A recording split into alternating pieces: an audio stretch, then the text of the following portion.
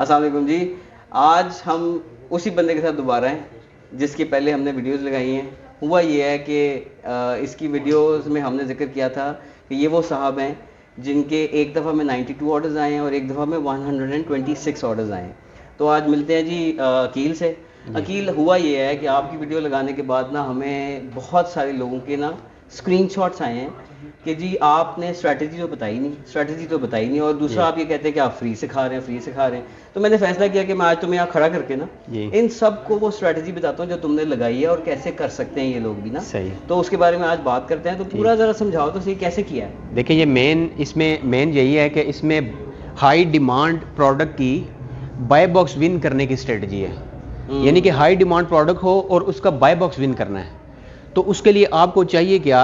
Number 1, उस पर चाहिए हाई डिमांड प्रोडक्ट हो जिसके महीने में 2000 प्लस यूनिट, 3000 प्लस यूनिट्स बिके हों। और सेकंड पे आपके पास प्राइसिंग एंड कंपटीशन भी होना चाहिए। तो यहाँ पे 2000 या 3000 प्लस यूनिट का मतलब इनको थोड़ा समझा दो कि अगर वो महीने में 3000 यूनिट्स बिकते हैं तो डेली के कितने बिकेंगे ये बताओ ना, ताकि उनको पता चले। 100 यूनिट तो कम से कम होंगे। हाँ, होंगे ना। तो वही 100 यूनिट की बात हो रही है कि डेली के 100 ऑर्डर हो या 200 ऑर्डर हो। और अगर ऐसी आप 5-6 प्रोडक्ट्स पकड़ ले तो 500 ऑर्डर भी हो सकता है। सही बात, बिल्कुल ठीक है। बिल्कुल ऐसे। अगर ये ऑब्जेक्टिव है कि ऑर्डर भी ज्यादा हो और कमाई भी हो, तो ये इस स्ट्रेटजी पे चलना है। ठीक है जी। अब आगे प्राइसिंग एंड कंपटीशन को थोड़ा सा समझाएं। प्राइसिंग एंड कंपटीशन यही है कि आप इसमें देखें कि आपका अगर 3000 प्लस ऑर्डर्स जा रहे हैं पर मंथ, उसके बिक रहे हैं, आपको अमेजोन अब दिखा देता है। तो उसमें क्या होता है कि आपको पता लगे कि महीने में 30 दिन है तो 100 ऑर्डर्स डेली के आपके निकल जाते हैं। और सम टाइम ऐसे होता है कि एक दिन में 200 ऑर्डर्स आपके चले जाते हैं और दूसरे दिन आपके 50 ऑर्डर आते हैं। तो वो फिर भी वो लेवल हो जाता है, ओवरऑल आपके मंथली 3000 प्लस यूनिट्स बिक जाते हैं।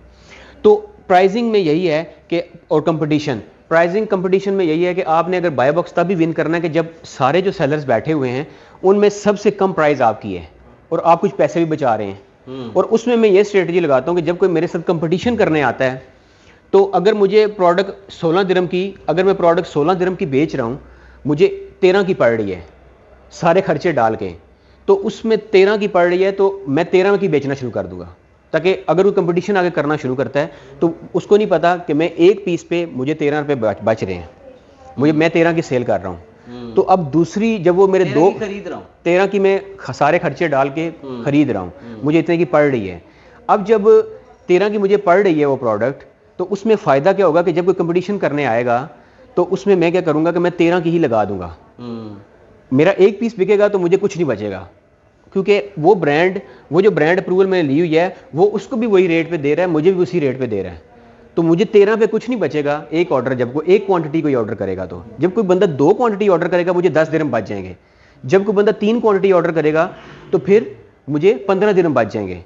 जब कोई 4 करेगा तो 20 बच जाएंगे। यानी कि तो ये वॉल्यूम की गेम है कि उस डिमांड भी होनी चाहिए प्रोडक्ट की, और वो ब्रांड अप्रूवल डेफिनेटली उसको भी उसी रेट में मिला है, मुझे भी उसी रेट में मिला है, तो आए कंपटीशन करे। यार ये मुझे बताइए, बाकी मुझे सारी तुम्हारी बात समझ आ गई है कि कोई ब्रांडेड प्रोडक्ट होनी चाहिए जी, डेली का यूज केस होना चाहिए, हाई डिमांड आइटम है। ये क्या है?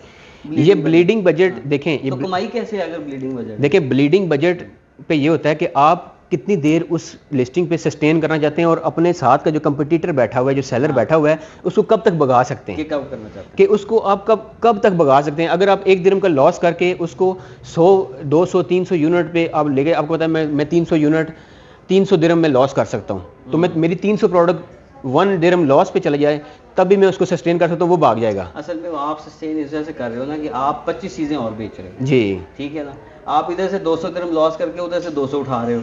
सही। तो ये बताओ ना कि ब्लीडिंग बजट एक्चुअली वो ब्लीडिंग बजट नहीं है, वो बेसिकली एक सॉर्ट ऑफ इन्वेस्टमेंट है। सही। लेकिन अगर कोई स्टार्ट करना चाहे, स्टार्टिंग में उसको ब्लीडिंग लगानी पड़ेगी डेफिनेटली ऐसे ही। अदरवाइज वो पोर्टफोलियो बढ़ाए। सही बात। यानी अपनी पोर्टफोलियो की रेंज बढ़ाए, नंबर ऑफ प्रोडक्ट्स बढ़ाए, इसी तरह की आइटम्स। अगर वो इसी तरह की प्रोडक्ट अभी दिखाते हैं, हमने खोल के रखी, अगर वो इसी तरह की 5 प्रोडक्ट्स भी रख लेता है और उसको अगर हर प्रोडक्ट पे 100 ऑर्डर्स भी आ जाता है तो 500 ऑर्डर्स तो पर डे वो उठा सकता है। लेकिन high demand product, pricing competition, उसके पास होलसेल प्राइस होनी चाहिए और ब्रांड अप्रूवल भी उसकी हो, और ब्लीडिंग बजट भी वो जहन में रखे। सम टाइम नहीं करना पड़ता ब्लीडिंग बजट, ज़्यादातर नहीं करना पड़ता, लेकिन आप अपने रेट पे बैठे रहते हो कोई आता है ऊपर से, उसका स्टॉक नील होता है, फिर आपको ऑर्डर्स आना शुरू हो जाते हैं, आप उसमें कमाई कर सकते हो। अच्छा, एक और बड़ी इंपॉर्टेंट बात आपने बता दी है कि आप ये भी कर सकते हैं, अगर आप ब्लीडिंग बजट नहीं लगाना चाहते हाँ, तो आप वेट कर लें, थोड़ी देर। ये रोज की बिक्री है, किसी ना किसी दिन वो खाली होगा, आपकी बिक्री शुरू हो जाएगी, किसी दिन वो आउट ऑफ स्टॉक होगा और आपका साथ ही आप ऊपर हो जाएंगे। नेक्स्ट इन लाइन, यानी हाँ। आप एक लिस्ट के ऊपर ब्रांड अप्रूवल के साथ बैठे हुए जी। हैं विद मी टू, यस, और आपने ब्लीडिंग बजट नहीं लगाना तो सही। वेट कर लें, ठीक है। उसकी इन्वेंट्री को फिनिश होने का वेट कर लें, और जब जैसे तक ही वो- उसकी इन्वेंट्री फिनिश होती है, आपको बाय बॉक्स मिल जाता है, आपको बाय बॉक्स Buy मिल box जाता मिल है जाता है। और आप पहले नंबर पे आते हैं और सारे ऑर्डर्स आपको आना शुरू हो जाते हैं। और वो आपने जो 2 दिन वेट किया था उसमें आपको बिलफर्ज 2 ऑर्डर भी नहीं आए, लेकिन जो 2 दिन वेट करने के बाद आपको 400 गट्ठे पड़ेंगे एक दिन में, या 200 गट्ठे ऑर्डर्स पड़ेंगे, तो आपका वो पिछला कवर हो इतनी इन्वेंट्री जाएगा। होनी चाहिए आपके पास। इतनी इन्वेंट्री भी होनी चाहिए और वो आपका विन हो जाएगा। चले जी, तो आप ये है। सबके लिए हम लोग चाहते थे कि ये सारी Product स्ट्रैटेजी दिखाएं। आपको बता दें। अब हम आपको प्रोडक्ट दिखाते हैं। ये देखिए जी, ये प्रोडक्ट है, इसमें वो सारे KPIs पूरे होते हैं। ये एक डेली यूज़ की आइटम है, 2000 प्लस से ज़्यादा इसके मंथली यूनिट्स निकले हुए हैं लास्ट मंथ में। इसका मतलब ये है कि ये एक ऐसी प्रोडक्ट है जिसमें आप चाहें, लेकिन ये ब्रांड अप्रूवल के साथ आपने काम करना है, अदरवाइज स्ट्राइक्स आएंगी, आपका अकाउंट बंद होगा। आप कहेंगे जी कि पाक जोन वालों ने बताया था, नहीं भाई, पाक जोन ने कहा था पहले ब्रांड अप्रूवल ये ब्रांड अप्रूवल होनी चाहिए। ब्रांड अप्रूवल लाजमी लेना है, ठीक है जी। और अब इस तरह की ना, मैं इस तरह की स्ट्रेटजीज वगैरह, अच्छा यार तुम्हारी तो स्ट्रेटजी आउट हो गई अब।